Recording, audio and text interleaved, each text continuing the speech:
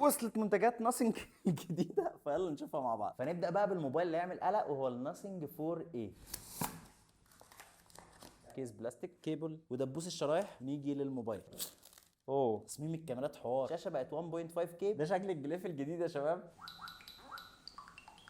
خطير. ده غير ان انا موطي الصوت دلوقتي. طب عليت الصوت، الجليف وصل للاخر. طب مثلا قررت اصور فيديو، بص اللمبه الحمراء اللي بتنور ورا تطفي. ده غير ان لو الموبايل لفيته على ظهره كده ودوست دوسه مطوله على زرار الاسينشال ده، تلاقيه عمل تسجيل صوت وبيديك لون احمر كده ان هو بيسجل. ولما تعوز توقف الكلام ده تروح دايس دوسه مطوله، وهتلاقيه اتحفظ عندك بكل بساطه. صور ماكرو تطلع واضحه جدا زي ما انت شايفها كده. ولكن تعالوا بقى نجرب الناسينج هيدفون ايه.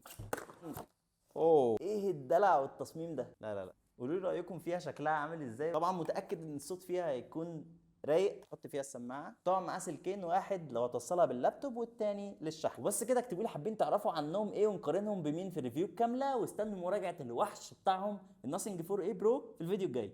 سلام.